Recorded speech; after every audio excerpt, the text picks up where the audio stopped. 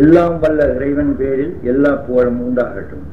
நபிகள் நாயகம் முஹம்மது முஸ்தபா ரசூல் ஸல்லல்லாஹு அலைஹி வஸல்லம் அவர்கள் பேரிலும் அவர்களை பின்பற்றிய சஹாபாக்கள் மற்றும் நல்லடியார்களான அவுலியாக்கள் மூமின்கள் அனைவருக்கும் சாந்தியும் சமாதானமும் உண்டாகட்டும். ஆமீன். அன்பு பெருமக்களே, இன்றைய உலகின் நாலா பாகங்களிலும் அவரவர் கொள்கைகளை தெளிவாய் பிரசாரம் செய்து வருகிறார்கள் என்பது நாம் அறிந்த விஷயம். இந்த கூட்டங்களில் பல கோடி மக்கள் அங்கம் வகிக்கிறார்கள். இவர்கள் ஒவ்வொரு கோஷ்டியினரும் தாங்களே மூமின்கள் என்றும் தாங்களே ஜன்னத்தில் பிரவேசிக்கிற சுன்னத்து வல் ஜமாஅத் கூட்டத்தார் என்றும் நாங்கள் குர்ஆன் ஹதீஸ்களை ஆதாரமாக கொண்டிருக்கிறோம் என்றும் கூறுகிறார்கள். நம் நாட்டின் நிலைமையை மட்டுமே நாம் இங்கே கூறுவோம். தற்காலத்தில் நம் நாட்டில் வஹாபிசம் என்று ஒரு கூட்டம், தபிலீக் என்று ஒரு கூட்டமும் தான் மிக மிக முயற்சி எடுத்து தங்கள் கருத்துக்களை மக்களிடையே புகுத்துகிறார்கள். ஆயினும் பொதுமக்களுக்கு இந்த வஹாபிகளான இவர்களால் பெரும் பயங்கர விளைவுகள் ஏற்படுவதில்லை போல் தென்படுகிறது. ஏனென்றால் இவர்கள் வஹாபிகள் என்பது பொதுமக்களுக்கு ஓரளவு தெரியும். ஆகவே ஆராய்வில்லாத ஒரு சிலர் இந்த வஹாபிஷத்தில் சேர்ந்து கொண்டாலும் பெரும்பாலான மக்கள் இதில் மாட்டிக்கொள்ளாமலே இருந்து விடுகிறார்கள். ஆனால் தபிலீக் என்பதும் மிக பயங்கரமான விளைவுகளை மக்களிடையே ஏற்படுத்தி கொண்டிருக்கிறது. காரணம் என்னவென்றால் இவர்களுடைய சொற்கள் சுன்னத்து வல் ஜமாஅத்தின் செயல்கள் சுன்னத்து வல் ஜமாஅத்தின் செயல்களை போல இருக்கின்றன. இமாம்களை ஏற்றுக்கொள்வதாய் கூறுகிறார்கள். இவர்களுடைய அந்தரங்கத்தை ஆராய்வு செய்தால் மனித குலத்துக்கு மாபெரும் சாபக்கேடாகவே இவர்கள் அமைந்திருக்கிறார்கள் என்பது தெரிகிறது. இவர்களுடைய நடிப்பில் ஏமாறுகிற மக்களுக்கு இவர்களை பற்றிய செய்திகள் எதுவுமே தெரியாது. ஏனென்றால் இவர்களுடைய கட்சியினர் அவர்கள் அல்லாத எவருடைய பேச்சையும் செவியில் எடுத்துக்கொள்ளக் கூடாது என்று ஆரம்பத்திலேயே ஒரு முத்திரை அடித்து விடுகிறார்கள். இவர்கள் மக்களை சேர்த்துக் கொள்வதற்காக பயன்படுத்தப்படுகிற ஒரே ஒரு ஆயுதம் அல்லது கேடயம் தொழுகை என்பதுதான். இவருடைய கோஷ்டியில் பெரும் பெரும் பட்டதாரிகள், உத்தியோகஸ்தர்கள், ஆலிம்கள் இருப்பதால் பொதுமக்களுக்கு இவர்கள் சந்தேகமே இல்லை. இவர்கள் சந்தேகம் ஏற்பட காரணமும் இல்லை. இவர்களால் இஸ்லாத்துக்கு ஏற்படும் இழப்பு என்ன என்பதை மக்களுக்கு எடுத்து கூறி விளக்கம் தருவதற்குரிய நெஞ்சுரம் உள்ள முள்ளம் தண்டு பலமுள்ள உலமாக்களும் நம்முடைய இல்லை. ஆகையால் இதை எம் அறிவு கட்டிய வரையில் எம் நாட்டு மக்களுக்கு எனும் விளக்கி வைக்க வேண்டியது எனது கடமை என்று நான் கண்டேன். ஆகவே நான் இந்த நல்லுபதேசத்தை உங்களுக்கு கூறி வைக்க விரும்புகின்றேன். அன்பர்களே, நாம் முன்பு கூறிய வஹாபிஷத்தில் வெளிப்படையாய் செயல்படுவோம். இமாம்களை பின்பற்றக்கூடாது என்றும் அவர்களுடைய எல்லா விஷயங்களையும் முற்றாய் ஒழித்துவிட வேண்டும் என்றும் பகிரங்கமாகவே கூறுகிறார்கள். ஆகவே இவர்கள் சுன்னத்து வல் ஜமாஅத்துக்கு முற்றிலும் முரணானவர்கள் என்று எல்லோருக்கும் தெரியும். இவர்களில் தங்கள் உண்மையை மக்கள் உணர்ந்து கொள்ளாதபடி மறைமுகமாய் சுன்னத்து வல் ஜமாஅத்துக்கு முற்றும் மாறாய் செயல்படுகிற வஹாபிகளின் இரண்டாவது கூட்டம்தான் இந்த தபிலீக் என்ற கூட்டம். இவர்களை இனம் கண்டுகொள்ள முடியாதிருப்பதால் பொதுமக்களுக்கு இவர்களால் மிக பயங்கரமான தொல்லைகள் ஏற்படுகின்றன.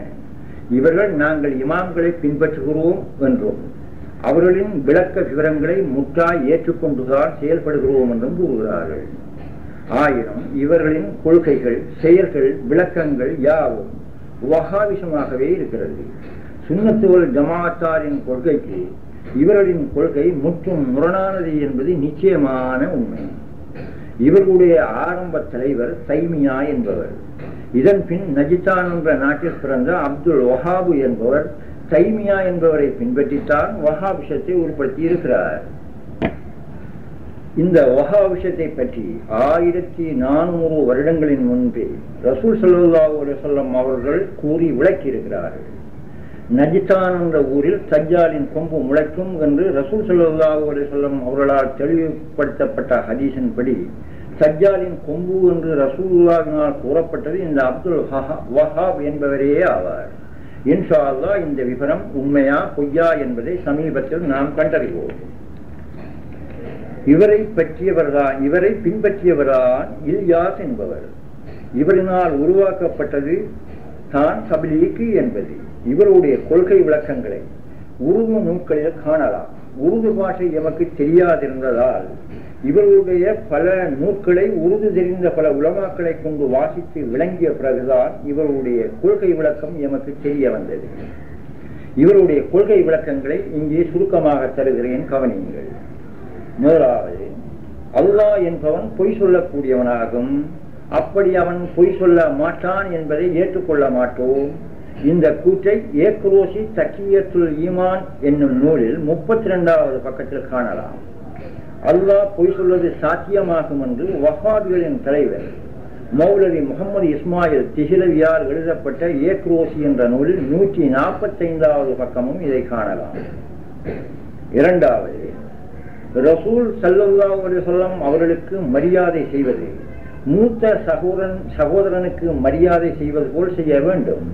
அதனை மீறி செய்யும் எல்லா செயல்களுமே ஷிர்க் அல்லது பித்அத் என்றாகும் என்று கூறுகிறார்.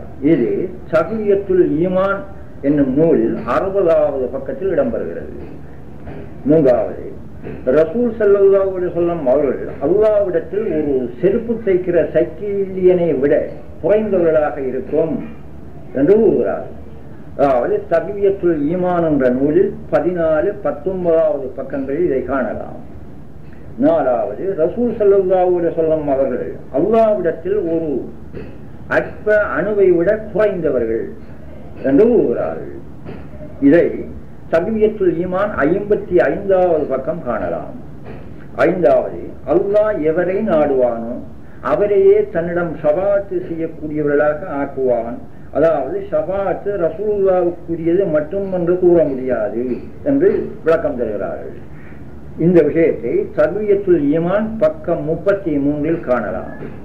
ஆறாவது, ரசூல் ஸல்லல்லாஹு அலைஹி வஸல்லம் அவர்கள் இறந்து மண்ணோடு மண்ணாகிவிட்டார்கள் என்று கூறுகிறார்கள். அதே நூலின் 60வது பக்கம் இந்த விவரத்தை காணலாம். ஏழாவது, ரசூல் ஸல்லல்லாஹு அலைஹி வஸல்லம் அவர்களுக்கு நம்மை விட எந்த சக்தியுமே கிடையாது, நமக்காக ஷஃபாஅத் செய்யவும் மாட்டார்கள். இந்த விவரத்தை தக்வியத்துல் ஈமான் என்ற நூலில் 10, 26, 27 பக்கங்களில் காணலாம். எட்டாவது, ரசூல் ஸல்லல்லாஹு அலைஹி வஸல்லம் அவர்களுக்கு இறைவனால் கொடுக்கப்பட்ட மறைவான அறிவு உண்டு என்று கூறுவது ஷிர்காகும். இந்த விவரத்தை தக்வியத்துல் ஈமான் 27வது பக்கம் 58வது பக்கங்களில் காணலாம். ஒன்பதாவது, ரசூல் ஸல்லல்லாஹு அலைஹி வஸல்லம் அவர்களை யா முஹம்மது யா ரசூலுல்லாஹ் என்று கூப்பிடுவது ஷிர்க் என்று கூறுகிறார். அதே நூலில் 23வது பக்கம் இதை காணலாம். பத்தாவது, ரசூல் ஸல்லல்லாஹு அலைஹி வஸல்லம் அவருடைய ரவுதா ஷரீஃபை தரிசிப்பதற்காக மட்டும் பிரயாணம் செய்வது ஷிர்காகும். இந்த விவரத்தை தக்வியத்துல் ஈமானில் ஈமான் என்ற கிதாபில் 10, 40வது பக்கங்களில் இதை காணலாம். 11வது, ரசூல் ஸல்லல்லாஹு அலைஹி வஸல்லம் அவருடைய ரவுதா ஷரீஃபுக்கு முன்னால் மரியாதை செய்வது ஷிர்க் ஆகும். அதே நூலில் 40வது பக்கம் இந்த விவரத்தை காணலாம். 12வது, ரசூல் ஸல்லல்லாஹு அலைஹி வஸல்லம் அவர்களை போன்றவர்கள் அல்லது சமமானவர்கள் இருப்பது அல்லது உண்டாவது சாத்தியம்தான் என்று கூறுகிறார்கள். அதே நூலில் 31வது பக்கம் இதை காணலாம். 13வது, ரசூல் ஸல்லல்லாஹு அலைஹி வஸல்லம் அவர்கள் எங்களை போன்றவர்களே அன்றி எங்களுக்கும் அவர்களுக்கும் வித்தியாசமே கிடையாது என்று பராஹீனே காத்தியா என்ற நூலில் 3ஆம் பக்கம் குறிக்கப்படுகிறது. 16வது, ரசூல் ஸல்லல்லாஹு அலைஹி வஸல்லம் அவர்களை விட ஷைத்தானுக்கு அதிக அறிவுண்டு என்று கூறப்படுகிறது. இந்த விஷயத்தையும் பராஹினே காத்தியா என்ற நூலில் 51வது பக்கம் காணலாம். ரசூல் ஸல்லல்லாஹு அலைஹி வஸல்லம் அவர்கள் மறைவான விஷயங்களை அறியக்கூடியவர்கள் என்பது ஆச்சரியமல்ல. அம்மாதிரியான அறிவு சாதாரண மனிதனுக்கும் குழந்தை, பைத்தியக்காரன், எல்லா உயிர் பிராணிகளுக்கும் உண்டு என்று தப்லீக் ஸ்தாபகர் இல்யாஸின் குரு அஷ்ரஃப் அலி தானவியால் எழுதப்பட்ட ஹிப்ருல் ஈமான் என்ற நூலில் 7வது பக்கத்தில் இதை காணலாம். அல்லாஹ்விடத்தில் 16வது, அல்லாஹ்விடத்தில் தான் நமக்கு வேலை உண்டே அன்றி ரசூலிடத்தில் நமக்கு எவ்வித வேலையுமே கிடையாது. இல்யாஸின் ஆசிரியரான குரு அஷ்ரஃப் அலி தானவி எழுதிய ஃபஸ்துல் ஃபனான் என்ற நூலில் 7வது பக்கத்தில் இந்த விஷயத்தை காணலாம். இதே பக்கத்தில் இறைவனிடத்தில் தான் நமக்கு வேலை அன்றி எந்த மனிதருடன் நமக்கு வேலை கிடையாது என்றும் விவரிக்கிறார். 17வது ரசூல் ஸல்லல்லாஹு அலைஹி வஸல்லம் அவர்கள் பேரில் மௌலூது ஓதுவதை ரசூலுக்கு எழுந்து நின்று மரியாதை செய்வதும் பித்அத்தும் ஷிர்க்கும் ஆகும் என்று கூறப்படுகிறது. அப்படி செய்வது இந்துக்களின் செயலுக்கு ஒப்பானது என்று மௌலவி ரஷீது அகமதுவினால் எழுதப்பட்ட பத்தாவா ரஷீதியா என்ற நூலில் 13வது பக்கம் காணலாம். 18வது தொழுகையின் போது ரசூலின் ஞாபகம் மனிதனுக்கு வருவது மாடு கழுதைகளின் ஞாபகம் வருவதை விட கெட்டதாகும். இவ்விவரத்தை மௌலவி இஸ்மாயிலு தைலவியால் எழுதப்பட்ட சுராத்தே முஸ்தகீம் என்ற நூலில் 86வது பக்கத்தில் காணலாம். 19வது கல்ஃபா ஷரீஃபில் 4 முசல்லாக்கள் போடப்பட்டிருப்பது படிக்கப்பட்டதாகும் என்று கூறப்படுகிறது. அதாவது சபீரு ரஷாது என்ற நூலில் மௌலவி ரஷீத் அகமது என்பவர் இப்படி கூறுகிறார். மேலும் பராஹீனே காத்தியா என்ற நூலில் ஹத்தம் துவா எல்லாமே பித்அத் என்றும் ஷிர்க் என்றும் கூறப்படுகிறது. இன்னும் பல விவரங்களை தரலாம், அவசியமில்லை. சிந்தனையாளர்களுக்கு இவ்வளவே போதும். இவருடைய கொள்கை விளக்கங்கள் ஒவ்வொன்றையும் குர்ஆன், ஹதீஸ், இஜ்மா, கியாஸ் முதலாம் பிரமாணங்களை அடிப்படையாக வைத்துக் கொண்டு நாம் எவ்வளவோ உண்மைகளை அறியலாம். இவ்விதமாக குர்ஆன் ஹதீஸ்களுக்கும் இஜ்மா கியாஸ்களுக்கும் மாறான கொள்கையின் அச்சிவாரத்தில் உருவானதுதான் தப்லீக் என்பது. ஆயினும் இவர்கள் தொழுகைத்தானே மக்களை அழைக்கிறார்கள் என்ற மேலோட்டமான நம்பிக்கையில் மயங்கி விடுவதனால் இவர்கள் நம்மை நல் வழியிலேயே அழைக்கிறார்கள் என்று மயக்கமடைந்த மக்கள் கூட்டம் கூட்டமாய் இக்கூட்டத்தை பின்பற்றுகிறார்கள். இதனால் ஏற்படும் விளைவுகளை பகுத்துணரும் ஆற்றல் இல்லாத கல்விமான்களும் இவர்களுடன் பிணைந்திருக்கிறார்கள். இவர்களை தலையை தடவி கண்ணை பிடுங்குவது போல முதலில் தலைவர் அமீர் பதவிகளை கொடுத்து விடுகிறார்கள். இந்த அமீர் பதவி மோகத்தில் சிக்குண்ட மக்களுக்கு கீழினால், அதாவது தாரினால் ஒரு சட்டையை இவருடைய இருதயத்தில் இறைவன் போட்டு விடுகிறான். இந்த சட்டையைத்தான் ரியா என்றும் மேலெண்ணம் என்றும் வரட்டு கௌரவம் என்றும் கூறப்படுவது. இந்த சட்டையை அணிந்து கொண்ட மனிதன் தன் அமீர் பதவியை காத்துக் கொள்வதற்காக எவ்வித பயங்கரமான பிரசங்கத்தை செய்தும் மக்களை சேர்த்துக் கொள்ள முயற்சிக்கின்றாரே அல்லாமல் தன்னிடம் உள்ள பகுத்தறிவை பயன்படுத்தி உண்மையை காண முடியாதவர் ஆகிவிடுகிறார். இவரை பின்பற்றும் மக்களும் சிந்தனையற்றவர்களாய் மாறிவிடுகிறார்கள். இப்போது குர்ஆனில் உள்ள 3வது அத்தியாயம் 104வது ஆயத்தில் இறைவன் என்ன கூறுகிறான் என்பதை நாம் பார்ப்போம். ஆயத்தை குறித்துக் கொள்ளுங்கள். 3:104 உங்களிலிருந்து ஒரு சாரார் நல்லதின் பேரில் அழைப்பவர்களாக இருந்து கொள்ளட்டும்.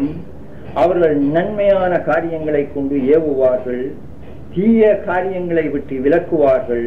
அவர்களே வெற்றி பெற்றவர்கள் என்று இறைவன் கூறுகிறான். இந்த ஆயத்தை அறிவு கண்ணோடு நோக்கி பாருங்கள். இதில் 3 விஷயங்களை இறைவன் நமக்கு விளக்கம் தருகிறான். முதலாவது, உங்களில் எத்தி வைக்கும் கூட்டம் கொண்டு அவசியம் என்பதை இறைவன் விளக்கம் தருகிறான்.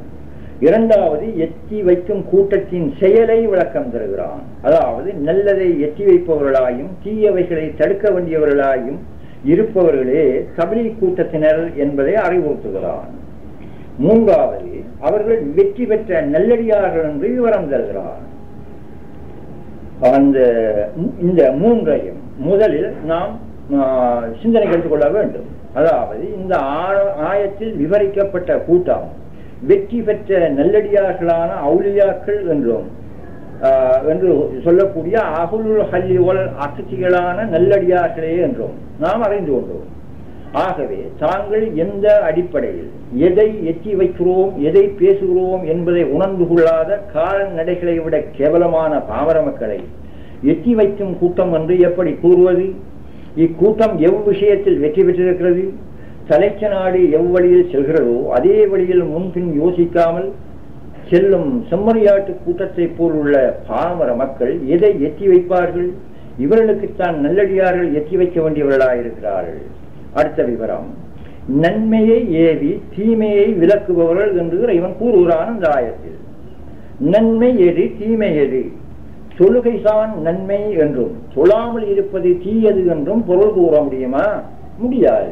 ஏனென்றால் தொழுபவன் மட்டுமே முற்றாக முடிவான நன்மை, அதாவது தொழுவது மட்டுமே முற்றான முடிவான நன்மை என்று எப்படி கூறுவது? ஈமான் இல்லாத தொழுகையோ வேறு இபாதத்துக்களோ நன்மை ஆகாது என்று குர்ஆன் ஹதீஸ்கள் விவரம் தரும்போது, எல்லா இபாதத்துக்களாலும் பிரயோசனம் என்ற நன்மையை பெறுவதானால் ஈமானை எட்டி வைத்தால்தான் நன்மையை ஏவுவார்கள் என்றாகும். ஏனென்றால் ஷரியத்து நிரப்பமாக்கப்பட்டிருக்கிறது. இதில் எவ்வித மாற்றமும் செய்ய எவருக்கும் அவசியமோ அதிகாரமோ இல்லாதபடி இமாம்கள் மற்றும் அறிவாளர்கள் ஷரியத்துடைய விவரத்தை தெளிவாய் விளக்கியிருக்கிறார்கள். இதை யாரும் எட்டி வைக்க வேண்டிய அவசியமே கிடையாது. ரிசாலத்து என்ற ஞானம் அல்லது ஈமானுடைய விஷயம் நிரம்பப்பெறாததாயும் எவ்வளவு தூரம் சென்றாலும் முடிவு பெறாததாயும் இருப்பதால் தான் இதை எட்டி வைப்பதற்காக அந்த ரிசாலத்தில் இன்னும் இருந்து கொண்டிருக்கிறது. ஒமா அர்சல்னாக்க இல்லா ராமத்துன் இல்லா ஆலமீன் என்று குர்ஆன் இதை விவரம் தருகிறது. இந்த ரஹமத்து என்ற ரிசாலத்து இல்லையானால் சர்வ ஆழங்களும் அழிந்தொழிந்திருக்கும். ஆழம் இருக்கிறபடியினால் ரிசாலத்து இன்னும் இருந்து கொண்டிருப்பது புலனாகிறது. ரசூல் ஸல்லல்லாஹு அலைஹி வஸல்லம் அவர்கள் எப்போது வஃபாத்தானார்களோ அப்போதே ஷரியத்தின் வாசல் அடைபட்டு விட்டது. ஏன்? ஷரியத்தை நிரப்பமாக்கி இனிமேல் எவரும் எவ்வித புது ஷரியத்தையும் தூக்க முடியாமல் நிலைப்படுத்திய பிறகுதான் ரசூல் ஸல்லல்லாஹு அலைஹி வஸல்லம் அவர்கள் மறைந்திருக்கிறார்கள். ஆகவே இனி ஓர் புது ஷரியத்தோ அதை எட்டி வைப்பதோ அவசியம் அல்ல. ஆனால் இந்த ஷரியத்து உயிரற்றதாய் எப்போதும் மாற்றமடைகிறதோ அப்போது அதை சீர்திருத்துவதற்காகவே ரிசாலத்து இருந்து கொண்டிருக்கிறது. ஆகவே தொழுகையின் உயிரான ஈமான் என்னும் விசுவாசத்தை விளக்கி எட்டி வைப்பதற்குத்தான் எட்டி வைக்கும் கூட்டம் தேவை. இந்த நல்லடியார்களான அவுலியாக்கள் அந்த ரிசாலத்தில் நுழைந்து வெற்றியடைந்தவர்களாய் இருப்பதால் தான் அவர்களை எட்டி வைக்கும்படி இறைவன் கூறுகிறான். ஆகவே அவுலியாக்களான நல்லடியார்களால் எட்டி வைக்கப்பட வேண்டிய விஷயம் ரிசாலத்தில் உள்ள ஈமான் என்ற விஷயமே அல்லாமல் தொழுகையின் விஷயம் அல்ல என்பது புலனாகிறது. மேலும் ஈமானே நல்ல விஷயங்கள் அத்தனைக்கும் தாயாய் உயிராய் இருப்பதால் எட்டி வைக்க வேண்டிய நல்ல விஷயம் ஈமானே என்பதும் தெளிவாய் அறிவிப்பு புலனாகிறது அல்லவா? உலகில் உள்ள சர்வ தீமைகளையும் நோக்கினால் இந்த தீமைகளுக்கெல்லாம் உயிராயிருப்பது சிறுக்கு என்பது தென்படுகிறது. அதாவது சிறுக்கை நீக்கிக் கொண்டால் தீமை என்பதே இல்லாமலாகிவிடும். ஆகவே தீமையை விலக்குவார்கள் என்று இறைவன் கூறுவதன் விவரமும் இப்போது தென்பட்டுவிட்டது. அதாவது தீமைக்கு உயிராயிருக்கும் சிறுக்கையே அவர்கள் விலக்குவார்கள் என்பது புலனாகிறது. ஆகவே எட்டி வைக்கும் கூட்டமான நல்லடியார்களின் தொண்டு சிறுக்கை நீக்கி தௌஹீதை உறுதிப்படுத்தி காப்பதேயாகும் என்பதும் இக்கடமையில் ஈடுபாடு கொள்பவர்களே தபீக்கு என்னும் அவுலியாக்களை சேர்ந்தவர்கள் என்பதும் இப்போது நமக்கு புரிகிறது அல்லவா?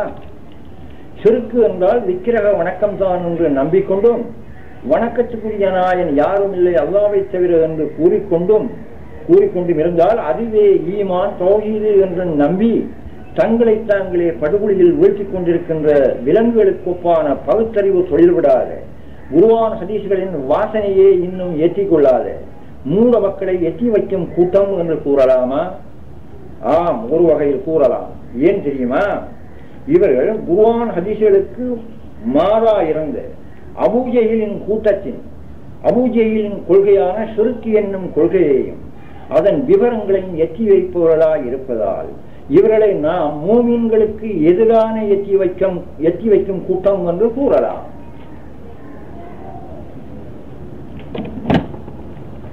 அப்படி நல்லடியாரும் கூட்டம் தான் தப்லீக் என்று இறைவன் குர்ஆனை கொண்டு அறிவிப்பது உண்மையானால் இப்போது நம்முடைய உலாவுகிற கூட்டம் எது என்பதை நாம் உணர வேண்டும்.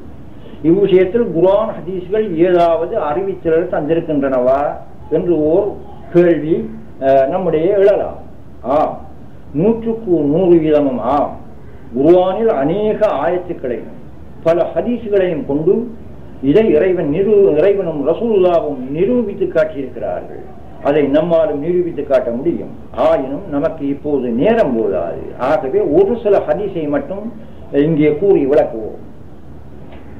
அதாவது அந்திய காலத்தில் ஒரு கூட்டம் வருவார்கள்.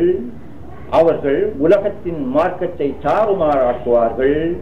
அவர்கள் மனிதர்களை வஞ்சிப்பதற்காக ஆட்டுத்தூளை போட்டுக் கொள்வார்கள். அவருடைய நாவு தேனை பார்க்கிலும் இனிமையாயிருக்கும். அவர்களின் இருதயங்கள் ஓநாயின் இருதயமாயிருக்கும் என்று ஓர் ஹதீஸ் கூறப்படுகிறது. இந்த ஹதீஸை நான் பொய்யாக கூறவில்லை. இந்த ஹதீஸை அபூ ஹுரைரா ரலியல்லாஹு அன்ஹு அவர்கள் அறிவிக்கிறார்கள். இந்த ஹதீஸ் கன்சுல் உம்மால் என்ற கிதாபில் 71ஆம் பாகம் 124வது பக்கத்தில் இடம்பெறுகிறது. இதன் விவரம் இந்த ஹதீஸ் இன்னும் ஸஹீஹுல் புகாரியிலும் இடம்பெறுகிறது. இதன் விவரம் என்னென்றால், ஆட்டுத்தோலை போற்றிக் கொள்வார்கள் என்பதன் அர்த்தம் விலங்குகளில் மிக சாதுவானது ஆடுதான். ஆட்டுத்தோல் என்றால் சாதுவான ஆடுகளின் தோலை போல இவர்களுடைய உடை, லுங்கி, அப்புச்சட்டை, தஸ்மீஹ் மணி, நீண்ட தாடி, தலைப்பாகைகளான ஆட்டுத்தோலுக்கு ஒப்பான தோற்றம் இவர்களை சாதுவானவர்கள் என்று காட்டும்.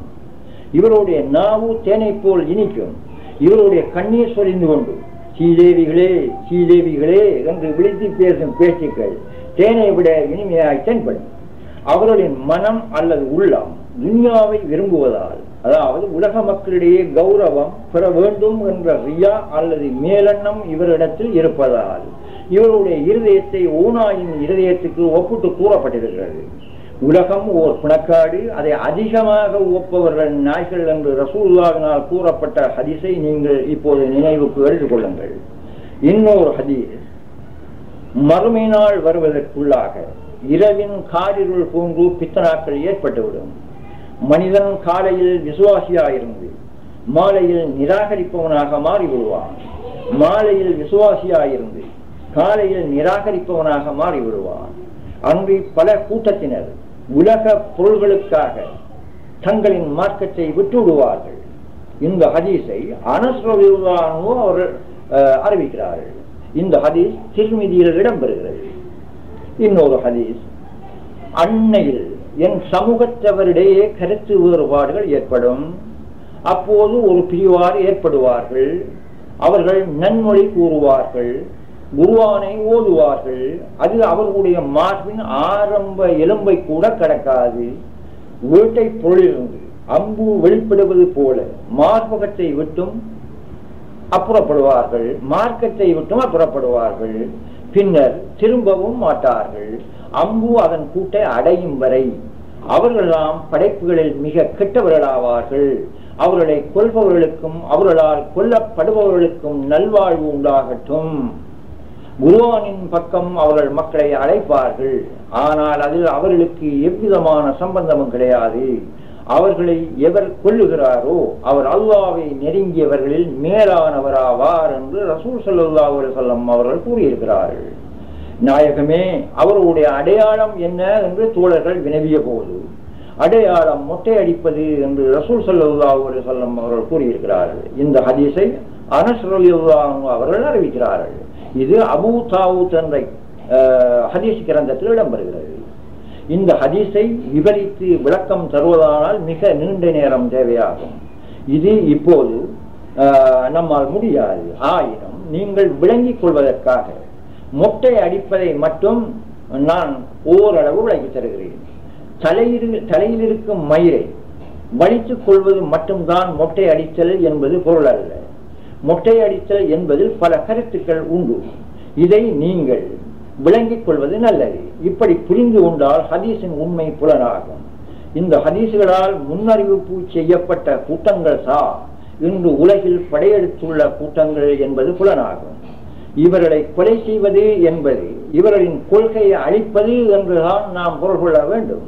இதற்கு மாறான நல்லடியாரின் கூட்டத்தை எப்படி ஹதீஸ்கள் விளக்கம் தருகின்றன என்று இப்போ பார்ப்போம். இஸ்லாம் மார்க்கம் வெளியாகும் போது அற்பமாக உதவியற்றதாக இருந்தது போல இனிமேலும் ஆகிவிடும். ஆகையால் உதவியற்றவர்களுக்கு சுபசோகனம் உண்டாக கிடவது என்று ரசூல் ஸல்லல்லாஹு அலைஹி வஸல்லம் அவர்கள் கூறிய போது, உதவியற்றவர்கள் யார் ரசூலுல்லாஹ் என்று சஹாபாக்கள் வினவ, எனது மார்க்கத்தில் கட்டு குலைக்கப்பட்டவைகளை ஸ்திரப்படுத்தி வைப்பவர்களும் மற்றவர்கள் நாசம் செய்தவர்களை விருத்தி செய்பவர்களுமே என்று விடை கூறினார்கள். இன்னொரு ஹதீஸ், நிச்சயமாக அல்லாஹ் ஒவ்வொரு நூற்றாண்டின் துவக்கத்திலும் என்னை பின்பற்றும் இந்த இனத்தவர்களுக்காக இவர்களின் மார்க்கத்தை புத்துயிர் அளித்து தரும் ஒருவரை எழுப்பித் தருவான் என்று ரசூல் ஸல்லல்லாஹு அலைஹி வஸல்லம் அவர்கள் கூறினார்கள். இந்த ஹதீஸை அபூ ஹுரைரா ரலியல்லாஹு அன்ஹு அவர்கள் கூறுகிறார்கள். இது புகாரி, அபு தாவூத் ஆகிய கிரந்தங்களில் இடம்பெறுகிறது. இப்போது இந்த ஹதீஸ்களை ஆராய்ந்து பார்த்தால் நம்முடைய உலாவும் கூட்டங்கள் எவை என்பதை நீங்கள் ஓரளவு புரிந்து கொள்ள முடியும். இப்போது விஷயத்துக்கு வருவோம். இந்த கூட்டங்கள் இப்படியெல்லாம் குர்ஆன் ஹதீஸ்களுக்கு மாறாய் செயல்படுவது ஏன்? மேலே நாம் விளக்கி காட்டிய 3வது அத்தியாயம் 104வது ஆயத்தை கொண்டு இவர்கள் தப்லீக் செய்வதற்கு தகுதி இல்லாத, இஸ்லாத்தில் உள்ள ஈமான், குஃர், பித்அத், ஷிர்க், தௌஹீத், இபாதத் போன்ற விஷயங்களில் எவ்வித அறிவும் அனுபவம் இல்லாத, சிந்திக்க தெரியாத, சிந்திக்க முடியாத பாமர மக்களாக இருக்கிறார்கள். இவர்களுக்கு இஸ்லாத்தை பற்றி எள்ளளவு அறிவும் கிடைக்கவே கிடையாது. குர்ஆனுடைய 2வது அத்தியாயம் 78வது ஆயத்தை இப்போது கேளுங்கள். அன்றி கல்வி அறிவில்லாதவர்களும் அவர்களில் உண்டு. அவர்கள் வேதத்தை பற்றி கேள்விப்பட்டுள்ள வீண் நம்பிக்கைகளை தவிர உண்மையை அவர்கள் அறிய மாட்டார்கள். அவர்கள் வீண் சந்தேகத்தில் ஆழ்ந்து கிடப்போர்தான் என்று இறைவன் கூறுகிறான். ஆனால் தமிழ் கூட்டத்தில் உள்ளவர்கள் பலர் கல்விமான்களாயிருக்கிறார்களே, இந்த ஆயத்தில் கல்வி அறிவில்லாதவர்கள் என்று தானே இறைவன் கூறுகிறான் என்று நீங்கள் என்னை கேட்கலாம். இதற்கு விடையளிக்க வேண்டியது என் கடமைதான். இவர்களை நாம் கல்விமான்கள் என்று கூறுவது அறியாமையாகும். இவர்கள் படித்தவர்கள், ஓதியவர்கள் என்பது 100% உண்மை. படிப்பது ஓதுவது வேறு, கற்பது வேறு. இவ்விரவு ஓதுவீராக என்று இறைவன் முதலாவது அருளிய வேத வசனம் இதை நமக்கு அறிவிக்கிறது. ஓதுதல், படித்தல் என்பது ஒருவரால் எழுதப்பட்ட அல்லது சொல்லப்பட்ட ஒன்றை எடுத்துக்கொள்வது என்பதே அதன் பொருள். கல்வி என்பது அது அல்ல. கற்றல் என்றால் தோன்றுதல், ஆராய்தல், பிரித்தறிதல் என்பதே அதன் கருத்து. எவ்வளவு நூலறிவுள்ள பட்டதாரிகளே ஆனாலும் அவர்கள் படித்தறிந்ததை ஆராய்ந்து தெளிவு பெறும் போதுதான் அவர்கள் கல்விமான்களாகிறார்கள். ஆகவே தமிழீக்கில் உள்ளவர்கள் பலர் படித்து அல்லது ஓதி பட்டம் பெற்றவர்களே அன்றி ஆராய்ந்து தெளிவு பெற்ற கல்விமான்கள் அல்ல. இப்போது இந்த ஹதீஸை நோட்டமிட்டு பாருங்கள். இபாதத் சிக்கலில் சிறந்தது என்ன என்று ரசூல் ஸல்லல்லாஹு அலைஹி வஸல்லம் அவரிடம் கேட்டபோது அல்லாஹ்வை பற்றிய அறிவு ஈமான் என்று கூறினார்கள். எந்த அறிவு என்று மீண்டும் சஹாபாக்கள் கேட்டபோது அல்லாஹ் சுப்ஹானஹு வ தஆலாவை பற்றிய அறிவு என்று கூறினார்கள். நாங்கள் இபாதத்துக்களான தொழுகை, நோன்பு, ஸக்காத்து போன்ற அமல்களை கேட்கும் போது தாங்கள் அறிவை பற்றி கூறுவதென்ன என்று மீண்டும் சஹாபாக்கள் கேட்டார்கள். அப்போது அல்லாஹ்வை அறிவதுடனே அற்பமான இபாதத்தும் பிரயோசனம் செய்கிறது. ஆனால் இறைவனை பற்றிய அறிவியனத்துடனே எந்த வணக்கமும் இபாதத்தும் அமலும் பிரயோசனம் கூடாது என்று கூறினார்கள். இந்த ஹதீஸை யஹ்யா உலுமித்தீன் என்ற கிதாபில் இமாம் கஷாரி ரஹ்மத்துல்லாஹி அழகான முறையில் விளக்கம் தந்திருக்கிறார்கள். இன்னொரு ஹதீஸ், நடுநிலைமையை கொண்டு இறை முன்னிலையை எய்தி காலையிலும் மாலையிலும் இரவின் பிற்பகுதியிலும் இபாதத்தில், அதாவது வணக்கங்களில் பெரும்பாலும் ஈடுபடுங்கள், மார்க்க பிரசாரமும் செய்யுங்கள், மேலும் அறிந்து கொள்ளுங்கள். நிச்சயமாக எவருடைய வணக்கமும் எவருடைய இபாதத்தும் அவரை சுவர்க்கம் சேர்த்து விடாது என்று கூறினார்கள். அப்போது அங்கிருந்த சஹாபாக்கள், நாயகமே தாங்கள் தங்களுடைய என்று மக்கள் ஆச்சரியப்பட்டு வினவினார்கள். அதற்கு ரசூல் ஸல்லல்லாஹு அலைஹி வஸல்லம் அவர்களாம், முடியாது, அல்லாஹ்வுடைய மன்னிப்பும் கிருபையும் என்னை அடைந்தால் ஒழிய என்னுடைய வணக்கம் இபாதத்துக்களும் என்னை சுவர்க்கத்தில் சேர்த்து விடாது என்று கூறினார்கள். இந்த ஹதீஸ் அபூ ஹுரைரா ரலியல்லாஹு அன்ஹு அவர்களால் கூறப்பட்ட ஸஹீஹான உண்மையான ஹதீஸ் ஆகும். இந்த ஹதீஸ் ஸஹீஹுல் புகாரி என்னும் ஹதீஸ் கிரந்தத்தில் இடம்பெறுகிறது. இந்த கூற்று என்னுடைய பொய்ப்பிரசாரம் அல்ல, உண்மையான ஹதீஸ் தான். இப்போது குர்ஆனை பாருங்கள். நிச்சயமாக ஷைத்தான்கள் அவர்களை நேரான பாதையிலிருந்து தடுத்து விடுகின்றனர். எனினும் அவர்களோ தாங்கள் நேரான பாதையில் இருப்பதாகவே எண்ணிக்கொண்டிருக்கின்றார்கள். இதை குர்ஆன் 43வது அத்தியாயம் 37வது ஆயத்தில் காணலாம். இன்னும் பாருங்கள், 45வது அத்தியாயம் 7வது ஆயத்தில் கற்பனையாய் கூறும் பாவிகளுக்கெல்லாம் கேடுதான் என்று இறைவன் கூறுகிறான். மேலும் 50வது அத்தியாயம் 5வது ஆயத்தில் இவ்வாறு இருந்தும் அவர்களிடம் வந்த உண்மையானதை அல்லது வேதத்தை அவர்கள் பொய்யாக்கி வெறும் குழப்பத்துக்குள்ளாக்கிவிட்டனர் என்று இறைவன் கூறுகிறான். மேலும் மனிதர்களுக்கு வேண்டிய உதாரணங்கள் யாவும் இந்த குர்ஆனில் நிச்சயமாக நாம் கூறியிருக்கிறோம். எந்த அத்தாட்சியை அல்லது ஆதாரத்தை நீர் அவர்களிடம் கொண்டு வந்த போதிலும் நீரும் உம்மை சேர்ந்தோரும் பொய்யர்களே அன்றி வேறில்லை என்று இந்த நிராகரிப்போர் நிச்சயமாக கூறுவார்கள் என்று இறைவனே குர்ஆனில் கூறுகிறான்.